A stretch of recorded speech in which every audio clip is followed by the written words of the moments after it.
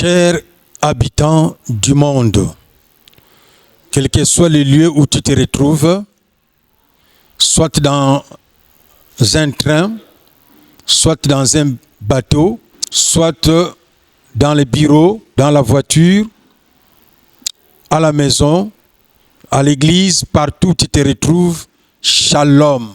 Peuple du monde, j'ai un message à transmettre pour l'intérêt de tous les habitants du monde. Je m'adresse à tous les religieux, à tous les scientifiques, à tous les politiciens, à tous les chrétiens, à tous les athées. Mon message est principalement adressé aux athées. Le sujet que je voudrais développer est celui-ci. De l'incrédulité à la foi en Dieu. De l'incrédulité à la foi en Dieu. Si tu es chrétien, sois attentif à ce message parce que ça t'aidera à les transmettre à ceux qui ne connaissent pas Dieu. Ici, je m'adresse principalement à tous ceux qui sont dans l'ignorance, ceux qui sont dans l'incrédulité, qui ne croient pas en Dieu, qu'on appelle communément les athées. C'est qui un athée? Un athée, c'est un mécréant, un incrédule vis-à-vis des choses de Dieu, vis-à-vis de la parole de Dieu.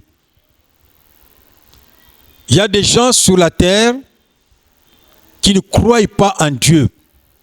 Je pense que si tu es dans cette catégorie-là, je m'adresse principalement à toi. La Bible définit un athée comme un incrédule, un homme animal, un impie. C'est-à-dire, un impie, c'est quelqu'un qui n'a pas de loi de Dieu, il vit selon ses propres lois. Tu es de cette catégorie-là. Un incrédule par rapport à ce que la Bible dit. Tu ne crois pas à la Bible, tu ne crois pas au surnaturel, tu ne crois pas à la résurrection, tu ne crois pas en Jésus, tu ne crois pas en Dieu. Je m'adresse à toi. Alors, il y a quelques questions qui sont dans ta tête que tu te poses souvent. Est-ce que Dieu et le surnaturel existent-ils? Dieu et le surnaturel existent-ils? Ça, c'est ta première question que tu te poses. Deuxièmement, tu te poses aussi la question, si Dieu existe, quelles sont les preuves qui démontrent que Dieu existe? Quelles sont les preuves qui démontrent que le surnaturel existe? 3, nous allons découvrir qui est le véritable Dieu. Et enfin, nous allons nous poser la question, si Dieu existe, pourquoi ces souffrances dans ce monde-ci? Voilà les quelques questions que nous allons répondre. Et c'est à toi qui ne crois pas, c'est toi qui dois beaucoup plus être attentif. Bien-aimé, Dieu existe. Le surnaturel aussi existe. Ce monde, le monde que voici, est divisé en deux. Il y a ce qu'on appelle le monde naturel et aussi le monde surnaturel. Le monde naturel, c'est ce que nos yeux physiques, nos yeux humains voient. Nous voyons ce qui est en haut, nous voyons ce qui est sur la terre, nous voyons ce qui est dans la mer. Donc le ciel, la terre et la mer, ce sont des choses visibles. C'est un monde naturel, un monde visible qui prouve réellement que Dieu existe. Si tu regardes l'océan, tu vas toi-même te poser la question, qui a créé ça? Il y a quelqu'un qui est la cause de cet océan. Il y a quelqu'un qui est la cause du soleil. Il y a quelqu'un qui est la cause des étoiles. Il y a quelqu'un qui est la cause de la terre. Il y a quelqu'un aussi qui est la cause de l'homme. Comme tu vis là, si tu as inventé un avion, les gens qui voient l'avion vont dire, il y a quelqu'un qui a créé l'avion. Comme il y a quelqu'un qui a créé l'avion, il y a aussi quelqu'un qui a créé toi, homme. L'homme n'existe pas de lui-même. Il a été créé par Dieu. Donc tout ce qui est visible, ça montre qu'il y a quelqu'un qui a créé ça. Les perfections invisibles de Dieu, la puissance éternelle de Dieu, et même sa divinité, ça se fait voir à l'œil nu. Quand on considère les ouvrages, quand on considère le ciel, quand on considère la terre, quand on considère la mer, quand on considère tout ce qui se trouve au ciel, sur la terre et dans la mer, on comprend que Dieu existe. La Bible, qui est le livre, les bibliothèques sacrées et inspirées de Dieu, nous démontre clairement que les ouvrages que nous voyons ont été créés par Dieu.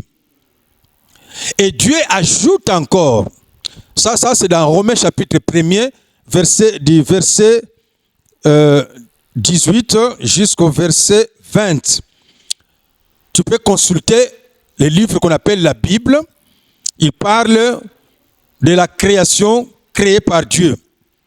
Et tout celui qui ne croit pas, la Bible dit, il sera inexcusable. C'est-à-dire, il n'y aura pas de pardon à quiconque ne croit pas en Dieu, malgré sa vision de la création. Malgré que tu vois la création, et si tu ne crois pas, le jugement de Dieu sera sur toi. Donc, Dieu existe. Quelles sont les choses qui prouvent que Dieu existe? Par exemple, ce qu'on voit. Aussi, qu'est-ce qui prouve que Dieu existe? C'est à travers les événements historiques. Les événements historiques prouvent aussi que Dieu existe. Par exemple, tu as entendu parler du déluge. Les historiens de ce monde parlent du déluge. La Bible aussi parle du déluge. Alors, c'est un événement qui a eu lieu sur la terre et c'était le jugement de Dieu. Ceux qui ont vécu en ce temps-là, ils ont compris que Dieu est en train de juger l'humanité à travers l'eau, qu'on appelle le déluge. Un jugement terrible qui a tué tous les habitants du monde en ce temps-là, excepté Noé, sa femme et ses enfants. Parce que eux, ils ont cru en Dieu et Dieu leur a dit de construire une arche pour s'abriter. Et ceux qui n'ont pas cru à la prédication de Noé, ils ont connu un jugement terrible qu'on appelle le déluge. Ça, c'est un événement historique connu des historiens profanes et des historiens bibliques. Il y a aussi un événement qu'on appelle la tour de Babel. C'est un événement qui a eu lieu à un moment donné dans le monde, dans le passé, dans l'histoire. Les gens de cette époque voulaient construire une tour qui puisse atteindre le ciel. Ils ne voulaient plus se déplacer. Or, la volonté de Dieu est que les hommes puissent aller de partout jusqu'aux frontières de la terre. Il faut remplir la terre. Mais eux ne voulaient pas remplir la terre, ils voulaient être ensemble dans un seul lieu. Alors Dieu n'était pas content, il a confondu la construction, et il a confondu plutôt le peuple, il a confondu les langages pour qu'ils ne s'entendent pas pendant la construction. Et il les a dispersés dans le monde. C'est connu des historiens païens, c'est connu aussi des historiens bibliques. Il y a aussi un événement qu'on appelle Sodome et Gomorrhe.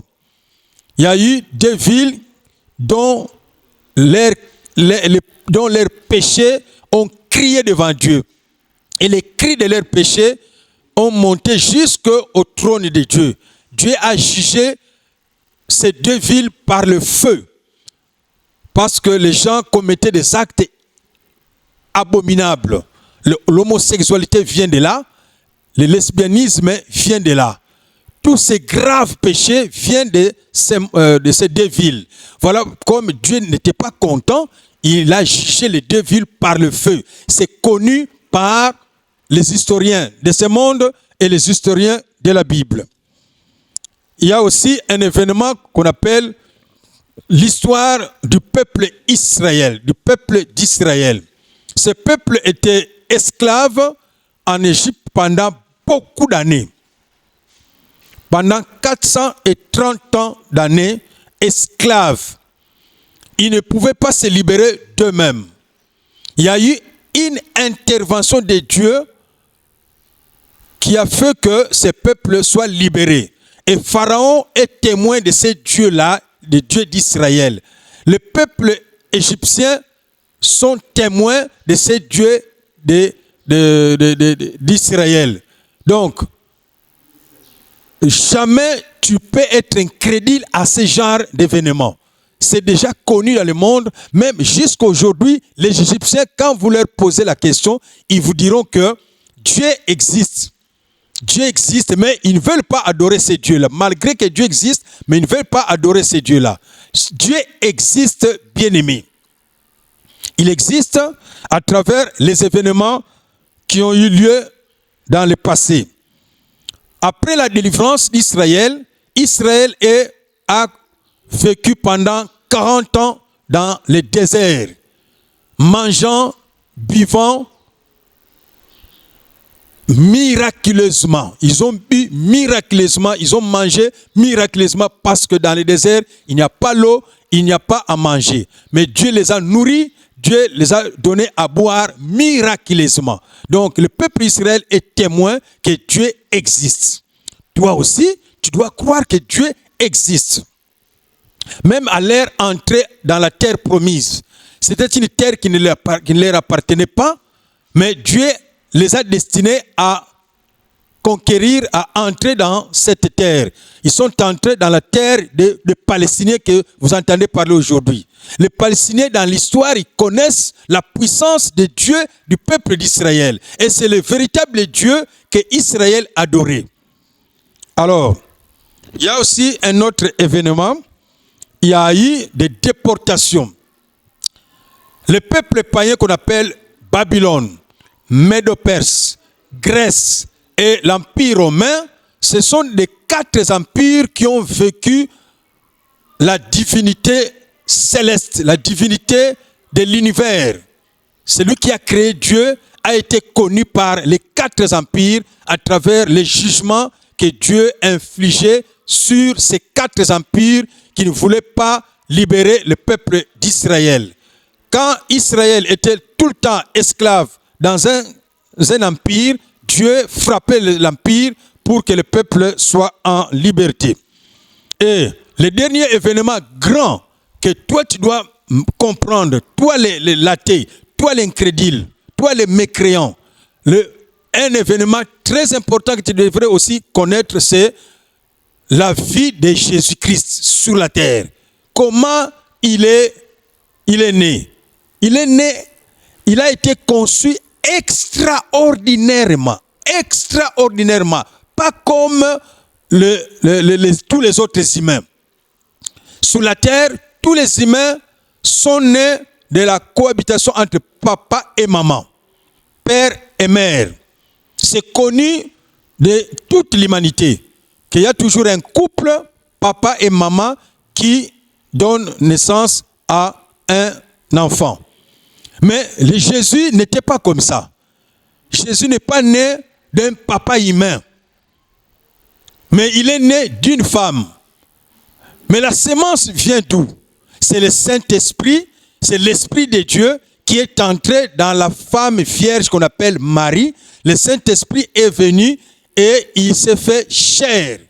L'Esprit de Dieu est entré, Dieu est entré dans cette femme et il s'est fait chair. Il est né extraordinairement. Voilà, cet événement doit t'amener à une belle réflexion que Dieu existe. Parce que ce phénomène, ça n'existe pas sur la terre. Depuis le commencement jusqu'à ce que le monde va finir, tu ne verras jamais un homme naître de cette manière. Alors c'est un événement qui doit nous amener à réfléchir. Comment cela est arrivé? C'est le surnaturel qui a fait ça. C'est Dieu qui a fait ça. Donc la naissance de Jésus, c'est Dieu lui-même qui s'est incarné pour venir au monde, pour sauver le monde. Alors, ça c'est donc la deuxième question que je suis en train de résoudre. Voilà les preuves qui montrent que Dieu existe. Les preuves qui montrent que le surnaturel existe. Donc, si Dieu existe, certainement aussi, le surnaturel existe. La Bible dit dans Colossiens chapitre 1er, verset 16, que en Jésus-Christ, les choses visibles et les choses invisibles ont été créées. C'est Jésus qui a créé les choses visibles et les choses invisibles. C'est Dieu qui a créé ça. Donc, ce n'est pas venu au hasard comme ça. Ça a été créé. Les choses visibles, c'est ça, cette nature que nous voyons. Et les choses invisibles, c'est ce qu'on appelle le monde surnaturel. Le monde surnaturel est composé des esprits. Parmi ces esprits, il y a un esprit supérieur, un esprit suprême qu'on appelle Dieu. C'est lui qui est adorable. C'est lui seul qui mérite l'adoration parmi les créatures. Lui seul qui mérite l'adoration, pas un homme. Alors, donc, le monde surnaturel existe. Preuve que le monde surnaturel existe, le fait que les magiciens, les sorciers, les occultistes, bref, tous les spiritistes, ils invoquent les esprits. Ils invoquent des anges qu'on ne voit pas, des esprits qu'on ne voit pas. Ce sont des anges et ils invoquent. Les sorciers, ils sont en contact avec les esprits. Les magiciens, ils sont en contact avec les esprits. Si toi, tu ne crois pas, je regrette, mon frère. Tu dois croire parce que la preuve, c'est les magiciens, les astrologues, tous les occultistes, les sorciers, les magiciens, ils sont en contact avec ces esprits-là. C'est que ce monde existe. Le monde surnaturel existe. Dans le monde surnaturel, il y a deux camps. Monde surnaturel de Dieu, qu'on appelle la lumière. Monde surnaturel de Satan, qu'on appelle les ténèbres. Alors, tous les sorciers, les magiciens, les marabouts, les occultistes entrent dans le monde surnaturel des ténèbres dont le chef est Satan.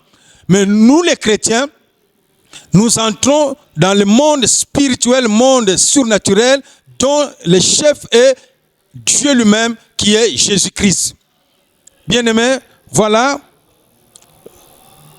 ce qu'on appelle les preuves du monde spirituel, monde surnaturel et le monde naturel.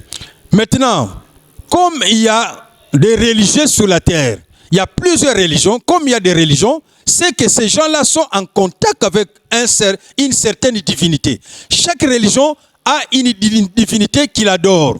Le fait d'adorer une divinité, c'est que le monde surnaturel existe. Tu dois croire à cela. Ce n'est pas en vain que tu vois sur la terre, il y a des religieux. Ce n'est pas en vain que tu vois sur la terre, il y a des spiritistes. Tous, et les religieux et les spiritistes, entrent en contact avec le monde spirituel. Parce que c'est là où il y a des esprits. Les uns, on les adore, les autres sont interdits d'être adorés. Alors, on adore seulement un seul esprit, Dieu. Et tous les autres esprits, on ne les adore pas. Même s'il est du côté de Dieu, s'il est un ange, on ne l'adore pas. Du côté de Satan, c'est seulement les satanistes, les occultistes, les sorciers qui adorent Satan, qui adorent les esprits. Mais les chrétiens adorent les dieux véritables. Donc, la lumière, c'est dans le christianisme qu'il y a la lumière. Donc, Jésus-Christ est la lumière du monde. Donc, si vous êtes du côté de Jésus, vous avez la lumière du monde, vous êtes dans le vrai, dans la vérité. Alors, maintenant, comme il y a beaucoup d'esprits, qui est maintenant le véritable Dieu? Si les occultistes, les sorciers, ils invoquent certaines divinités, certains dieux, certains esprits, si les religieux, eux aussi, ils adorent certaines divinités, certains esprits, c'est qu'on doit chercher le véritable. Qui est le véritable Dieu parmi tous ces esprits qu'on invoque? Et il n'y a que la Bible qui révèle le véritable Dieu. Quand Jésus est venu, parce que Jésus n'est pas de ce monde, Jésus vient du ciel, c'est lui qui le témoigne, il vient du ciel. Il est venu sur la terre pour un but. Il est venu pour un but. C'est pour sauver. Dieu lui-même d'abord a pris deux formes. Il a la forme esprit et il a la forme humaine. Quand Dieu était esprit, c'est lors de la création. Lorsqu'il a créé les choses, il n'était pas humain, il était esprit. Et lorsqu'il est venu sur la terre pour sauver l'humanité qui était dans le péché, quand il est venu, il ne devrait pas être esprit, il s'est fait chair. Il a pris la forme humaine. Donc Dieu a deux formes, la forme spirituelle et la forme charnelle, c'est-à-dire la forme humaine. Dans la forme humaine, c'est Jésus-Christ qui est le Dieu véritable. Comment? La Bible dit, Jésus tel qu'il était là, sur la terre, il était l'image. Il était l'image du Dieu invisible. Donc, les dieux qu'on ne voit pas. Quand on voit Jésus, vraiment tu vois les dieux là invisibles, on les voit en Jésus. Voilà son image. Donc quand je vois déjà Jésus, je vois automatiquement Dieu. Jésus est l'image du Dieu invisible. Il est le reflet de la gloire de Dieu.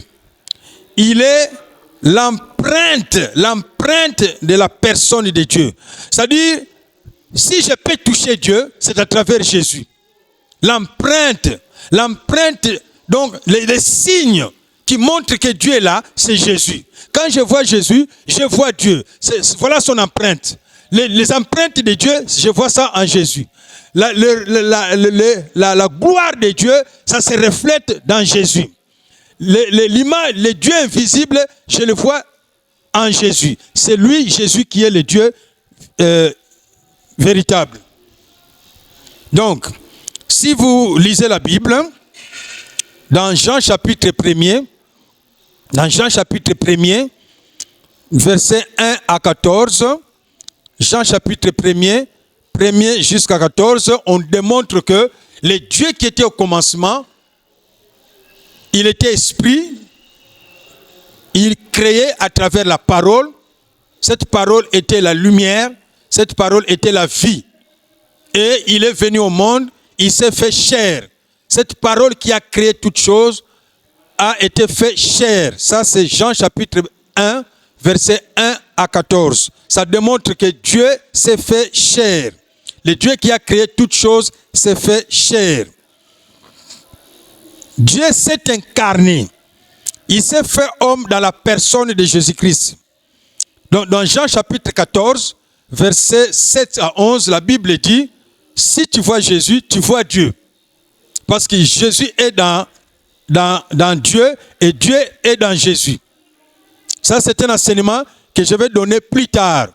Mais retenez que si tu vois Jésus, tu vois Dieu. Inutile d'aller chercher Dieu ailleurs. Et la personne de Jésus, c'est déjà Dieu. Dieu s'est incarné. Il a pris la forme humaine pour venir sauver l'humanité. Il ne pouvait pas venir sauver l'humanité en étant esprit.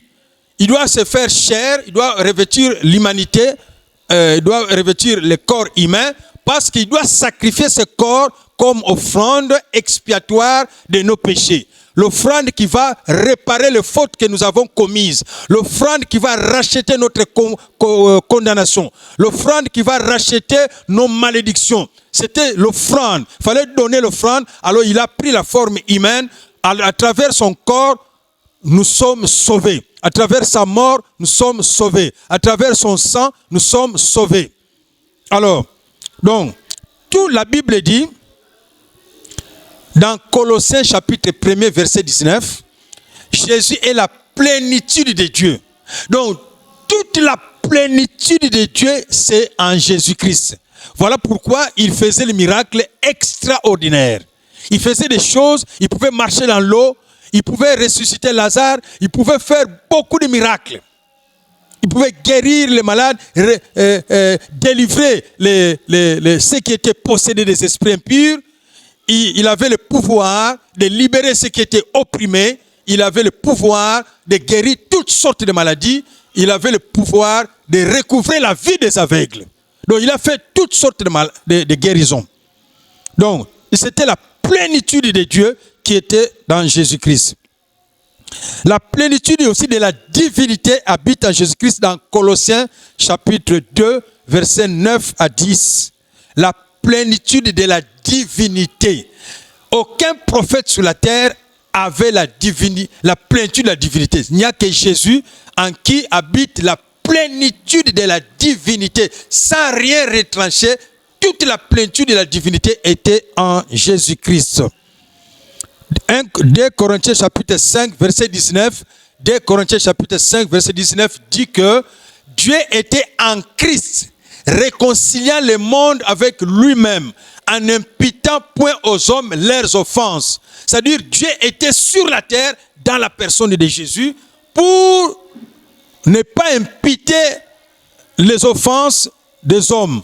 Mais il était venu pour réconcilier Dieu avec les hommes de la terre. C'est lui le réconciliateur. C'est lui le médiateur. Alors, la Bible dit, dans 1 Jean chapitre 5, versets 20 à 21, Jésus est le Dieu véritable et la vie éternelle. Alors, voilà maintenant les preuves et la divinité véritable. Maintenant, je vais t'exhorter. Je t'ai montré que Dieu existe. Le surnaturel aussi existe. Je t'ai montré que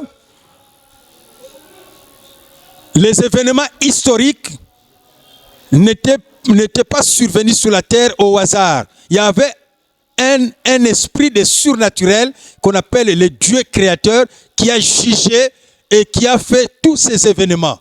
C'est lui qui était la cause, l'auteur de ces événements-là. Donc, il n'y a rien à être encore dans l'incrédulité. C'est connu même parmi les historiens de ce monde, les historiens païens qui ne connaissaient pas Dieu, mais quand ils ont fait des investigations, ils ont découvert qu'il y a le surnaturel qui a agi dans Sodome et Gomorrhe, qui a agi dans les déluges, qui agit dans la tour de Babel, qui agit dans le peuple d'Israël, qui agit dans les 4 empires païens politiques de ce monde. Alors, maintenant je t'exhorte, frère, la Bible dit, Dieu, c'est Dieu-là, il a tant aimé le monde, qu'il a donné son Fils unique. Jésus étant sur la terre, on l'appelait Fils, mais en réalité c'était Dieu qui s'est fait chair.